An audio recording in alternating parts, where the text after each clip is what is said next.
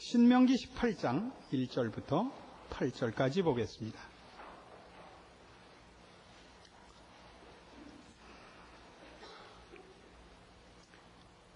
레위 사람 제사장과 레위의 온 지파는 이스라엘 중에 분깃도 없고 기업도 없을지니 그들은 여호와의 화제물과 그 기업을 먹을 것이라.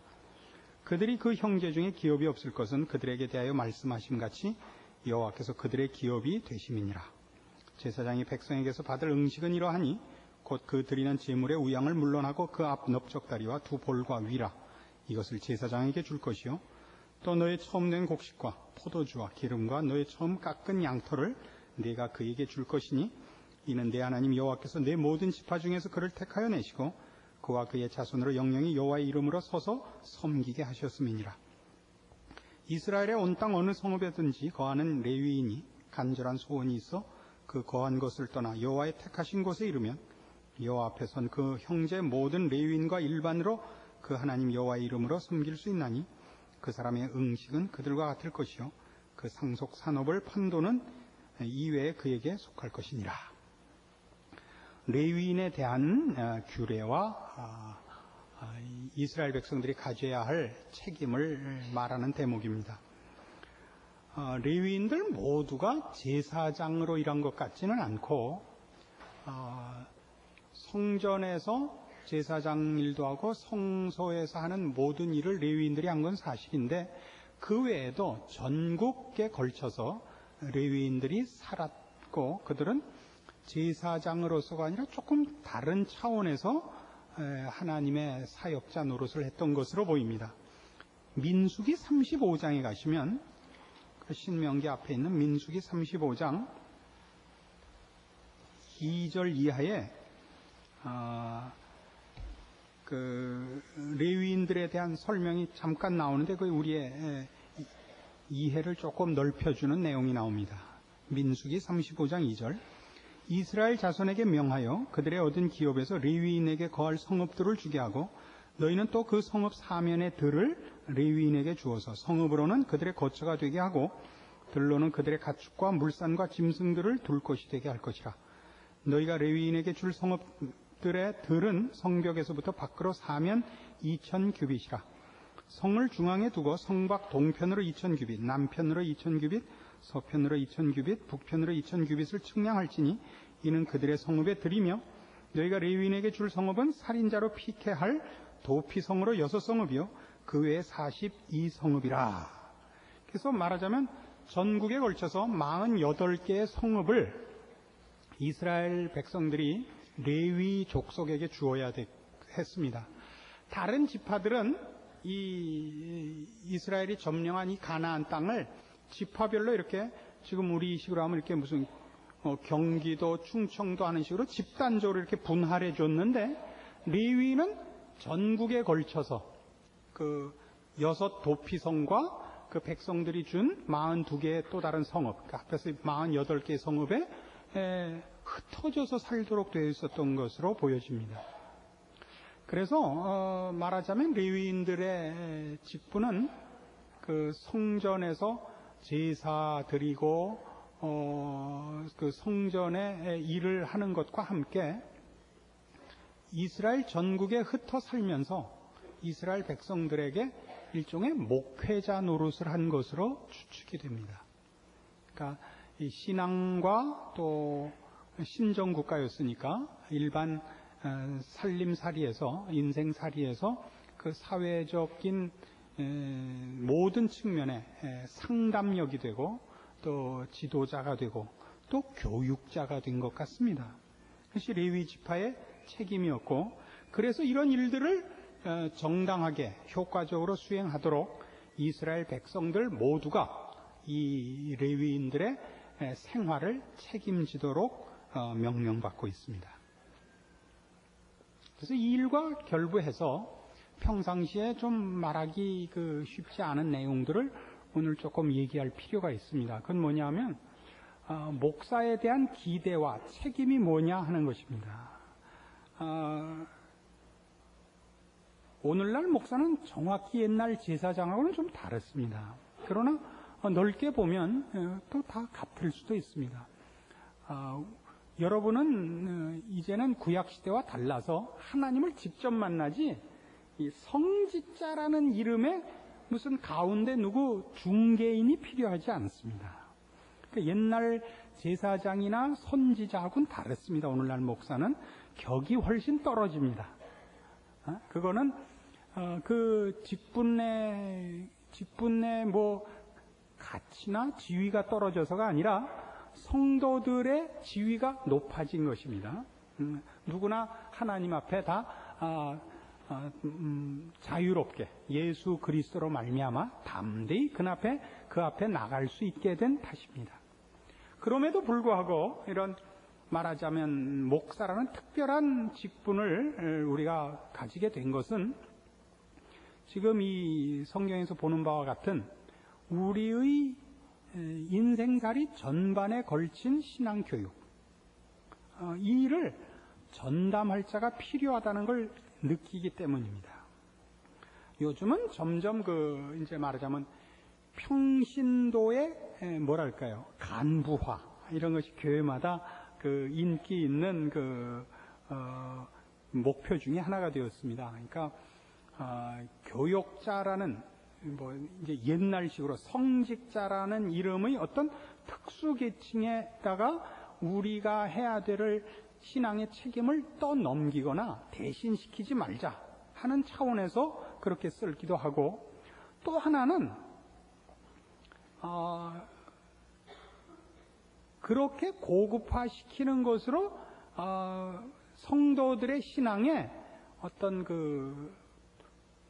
참여하는 그런 기분을 들게 해서 그런 일들을 만들어내는 것 같기도 하고 그렇습니다. 근데 사실은 그건 조금 어렵습니다. 우리 모두가 가지는, 신자들이 가지는 1차적인 신앙을 책임지는 형태는 뭐냐면 특별한 일을 하는 것이 아니라 생활인이 되는 것입니다. 하나님께서 우리를 부르신 그 시대와 그 사회라는 환경에서의 생활인이 되는 겁니다.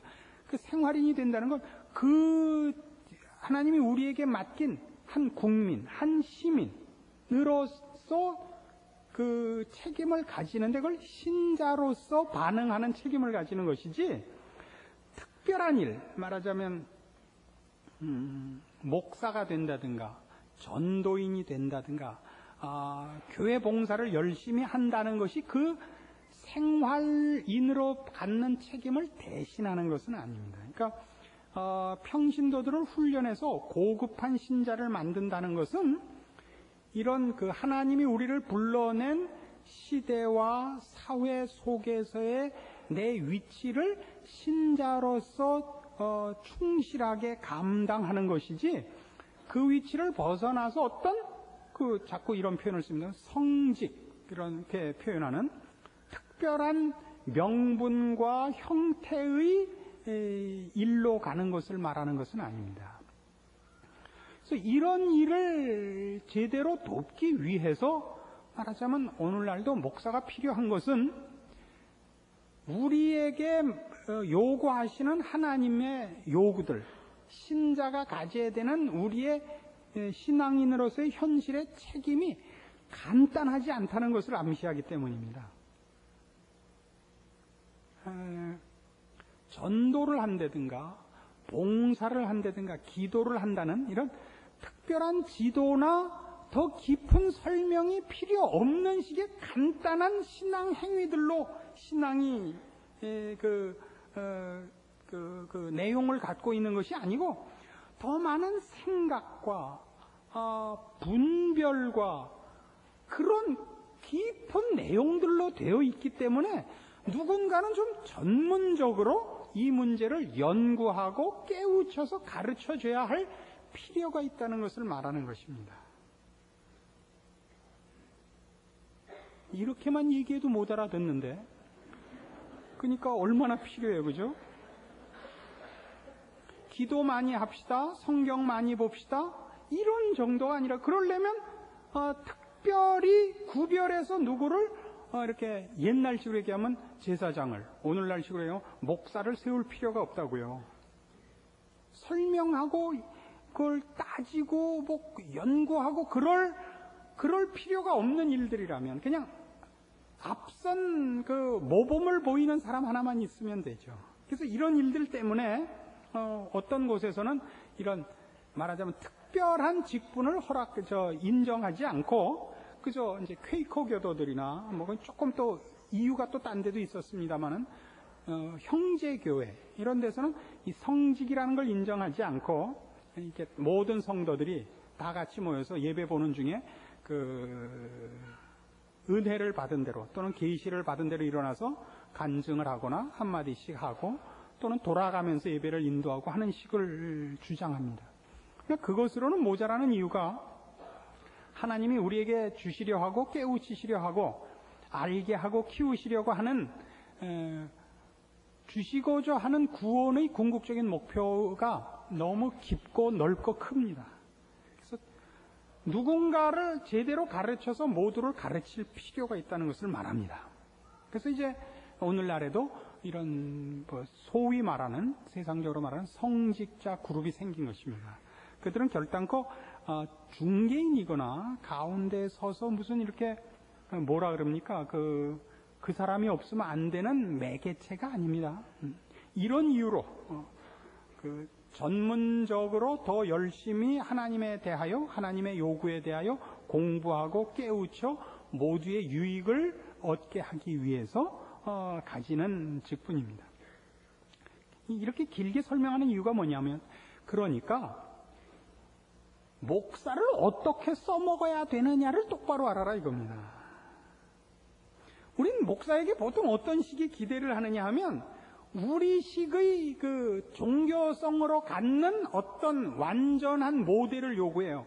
한국 사람들이 갖는 그런 식 종교적 차원에서의 가장 고급한 모델은 뭐냐면 청빈한 거예요.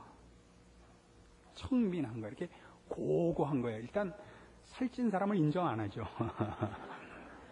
학같이 마르고, 응? 모든 일에 이렇게 감각이 없죠.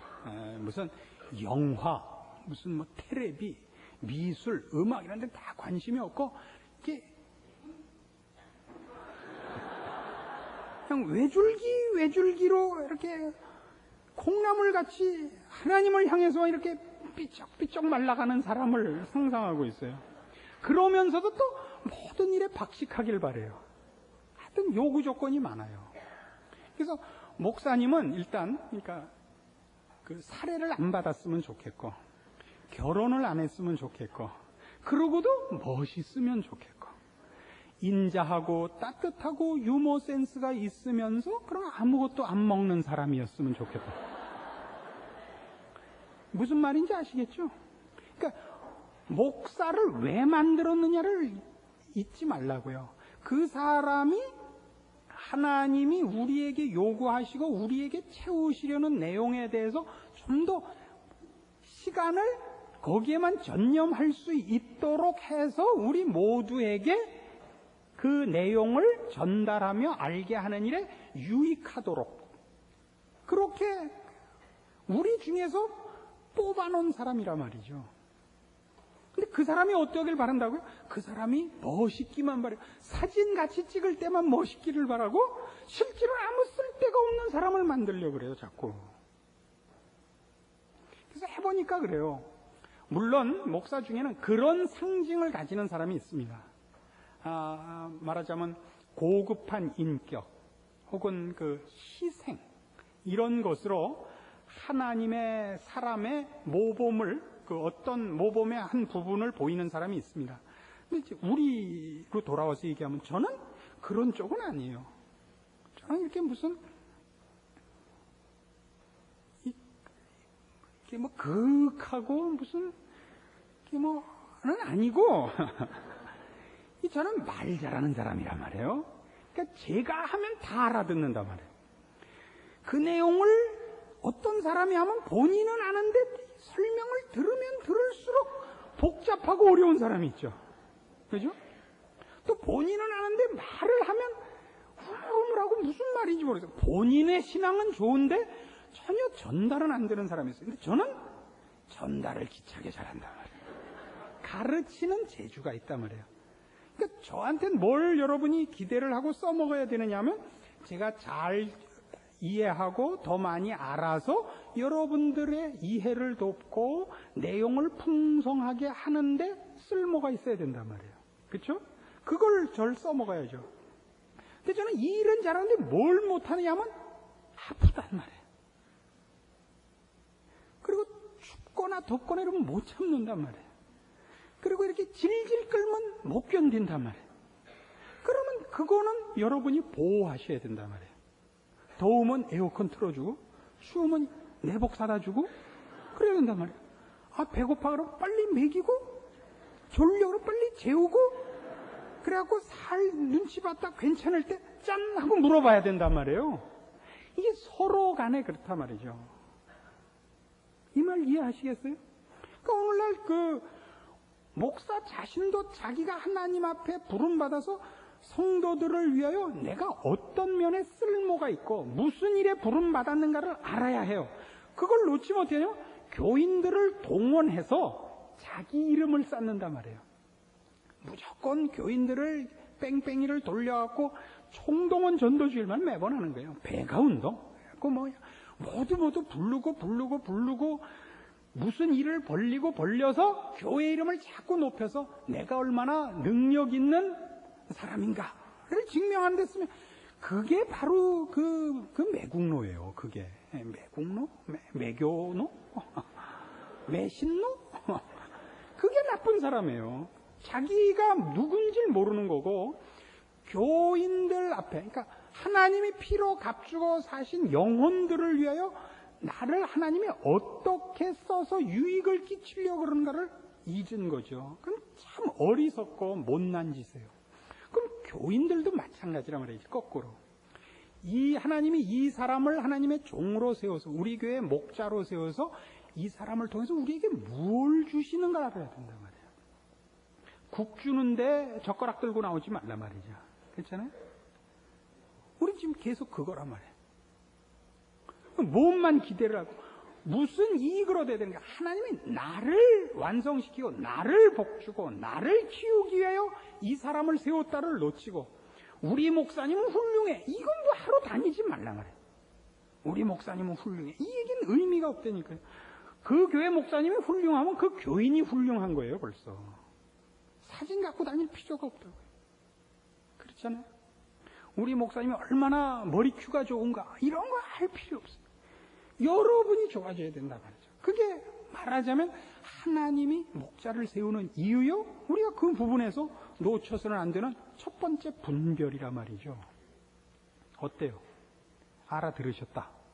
그래서 이제 우리 아멘까지는 아닌 것 같아요. 그냥 접수합니다. 뭐 이렇게 합시다. 근데 이 문제에서 이제 계속 우리를 혼동시키는 게 뭐냐 하면 지금 이 얘기를 들어서 여러분이 납득은 하지만 이렇게 하면 좀 이상하게 건조해 보이죠? 아니, 목사랑 교인 사이가. 아니, 그래도 목사라면 좀 이렇게 다른데 이렇게 계산적이고 너무 냉정하게 따지고 좀 더 이렇게 훈훈하고 좀 더 그윽한 맛이 없다고 생각할 수 있어요. 하나 더 붙여봐요. 뭐가 있냐? 우리가 누구에게 무엇을 요구할 때 그 사람이 맡은 책임을 요구하는 것은 우리가 요구할 수 있습니다. 그건 우리 모두의 권리입니다.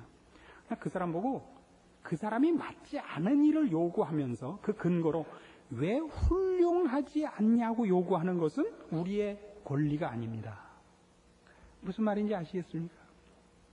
저는 제 최고의 그 책임을 뭐로 아느냐 하면 일반적으로 얘기를 해도 하나님께서 그의 이름으로 세운 이 교회, 거기에 부른 성도들의 신앙의 유익을 위하여 제가 존재하고 그것을 위하여 제가 힘을 다하는 사람이라 그렇게 알고 있습니다. 근데 그 유익을 위하여 무엇을 해야 되느냐 할 때 제가 여러분들의 신앙의 성숙과 완성을 위하여 앞장서서 모범을 보이는 일이 하나 있다는 것을 알고 있습니다.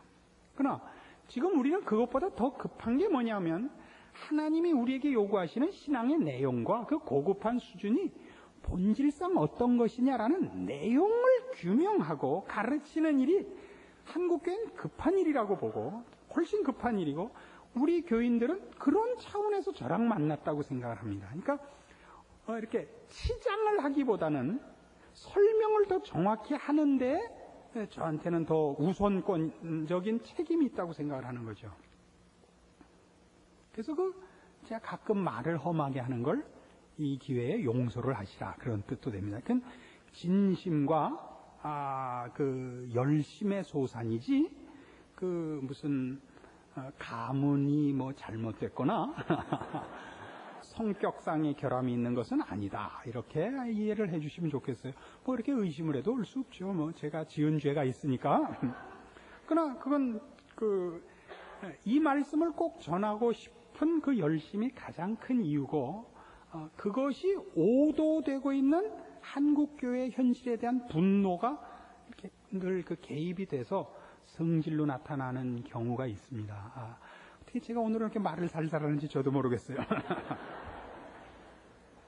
근데 이제 종종 저한테 그렇게 오거든요.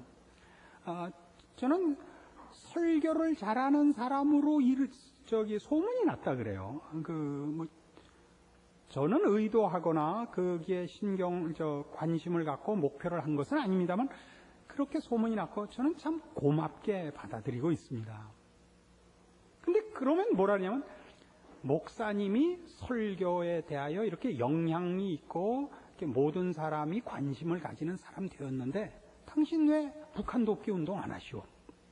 당신 왜 선교사들 돕는 일 안 하시오? 당신 왜 금식 안 하시오? 당신 왜 방언 안 하시오? 이렇게 나온단 말이에요. 그럼 제가 그때 답을 그렇게 한단 말이에요. 나보고 훌륭하라 그러지 마시오. 그런단 말이에요, 그때. 그 말 아시겠어요? 왜? 그거 다 하면 좋죠. 근데 하나님은 그런 사람을 세우질 않아요. 고린도 교회가 가졌던 가장 큰 장점이자 단점이 뭐였죠?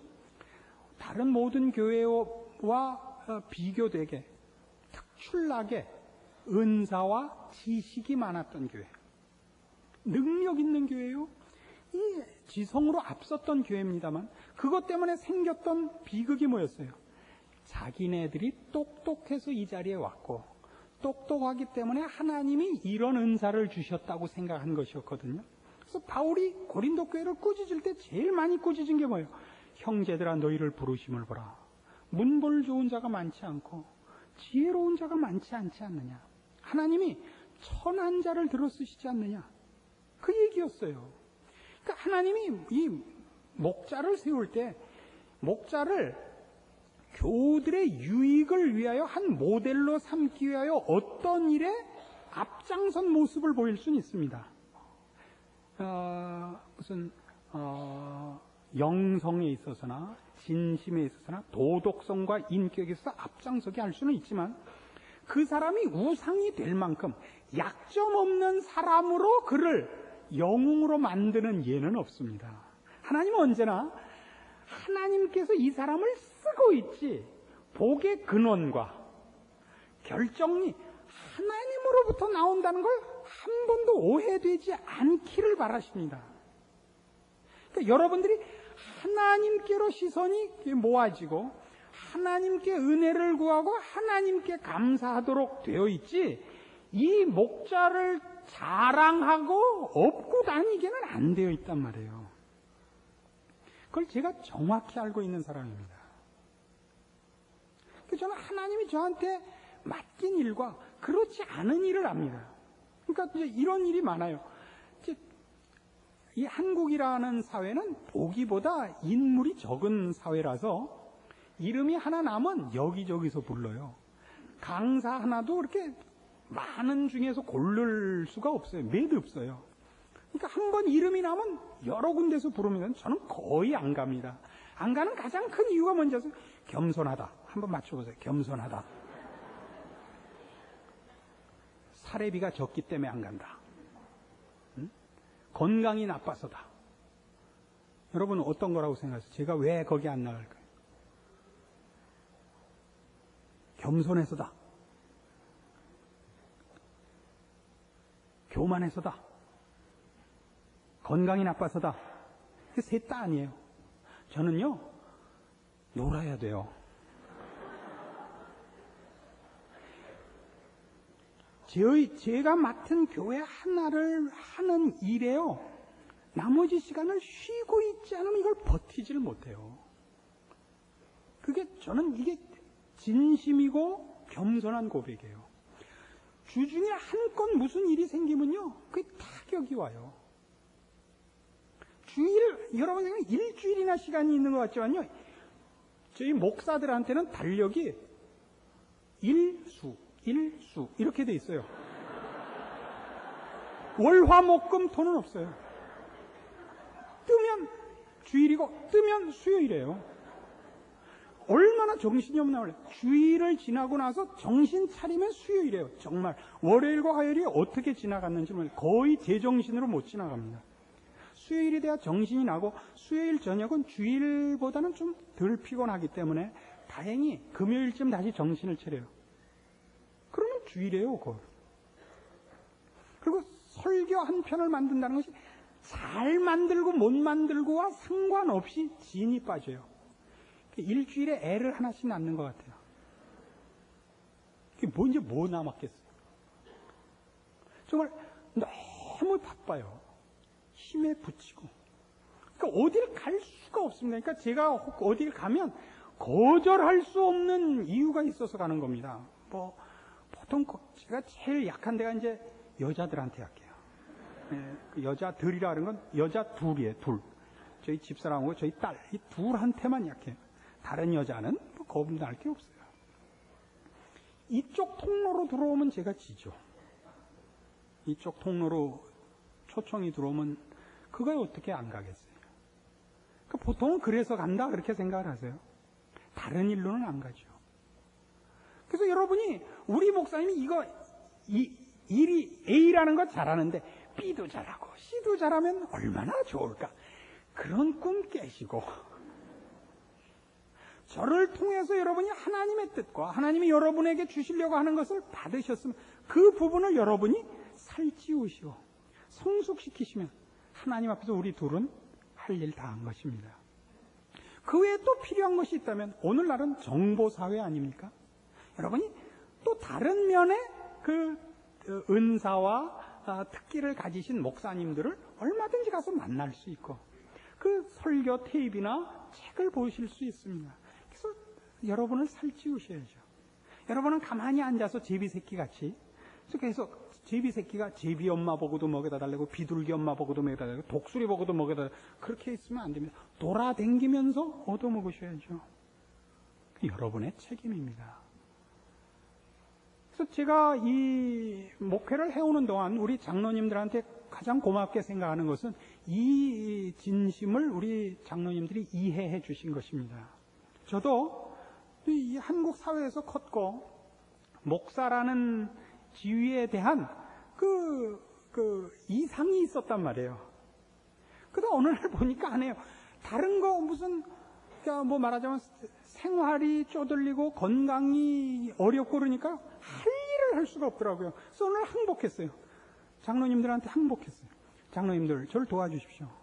저는 생활 여건이 넉넉해야 제 일을 간신히 할 수 있는 그런 사람이니까 다른 부분을 죄송하지만 할 수 있는 한 좀 넉넉하게 도와주십시오. 그래갖고 여러분 늘 예산 편성할 때 보세요. 넉넉히 받는 사람이 됐습니다. 그게 겸손한 겁니다. 욕심을 내서 내 이름과 내 능력에 맞게 더 주시오가 아니고, 제가 목회를 하고 여러분 앞에 필요한 목사로 서는 일에는 생활로나 무슨 다른 일로 그렇게 어렵지 않도록 그렇게 부탁을 했고, 저희 교회가 그것을 저에게 여태까지 해주셨습니다. 이 부분에 참 고맙게 생각하고, 그런 일로 여러분이 마음에 좀 더 멋있는 목사를 기대하시면 다른 교회 가세요. 제가 이렇게 얘기하는 것은 자랑도 아니요, 말하자면 배짱을 부리는 것이 아니라 사실은 하기 힘든 얘기를 겸손하고 정직하게 한 것입니다. 그래서 쓸데없는 치장을 하다가 서로 손해보지 말고, 하나님께서 저를 세워서 저에게 맡긴 일을 저도 충성을 다해서 책임을 지고 헛된 허상을 쫓거나 환상을 쫓지 않겠고 제 거 하고 그걸로 인해서 남이 뭐라 그러는 욕은 전 다 먹겠습니다. 여러분들도 저에게 제가 여러분 앞에 서서 하나님 앞에 맡은 일을 다 할 때 여러분이 받으셔야 하는 신앙적인 유익을 취하시고 저한테서 기대할 수 없는 것은 저한테 요구하지 마시고 그래서 이 일에 우리 모두가 지혜롭고 또 유익한 그런 하나님께서 만나게 하신 목사와 성도로서의 유익을 누리는 이런 교회와 또 우리의 관계가 되기를 바라서 이 말씀 증거합니다. 기도하십시다. 하나님 아버지 은혜를 감사합니다. 우리를 복 주시려고 주께서 주의 종들을 세우시는 것과 저들을 치장하는 것이 아니라 하나님께서 세우신 종들을 통하여 주께서 피로 값주고 사신 사랑하는 영혼들을 살찌우시는 것을 확인했습니다. 종으로 부름을 받은 자나 그 종을 통하여 하나님의 은혜와 복을 받아야 할 모든 성도들이 우리 하나님 앞에 있는 것을 확인하고 감사드리며 겸손과 충성으로 자기의 역할을 감수하기로 약속합니다. 이 일에 우리로 허황된 욕심을 내거나 허영과 사치로 치장하지 말고 복 주시는 하나님 앞에서 진실된 책임을 수행하여 하나님께서 우리를 부르신 부름과 주신 복으로 유익을 얻고 크고 성숙하고 나눌 것이 있는 자리에 가는 올바른 믿음의 전진만이 있게 하여 주시옵소서. 예수님의 이름으로 기도합니다. 아멘.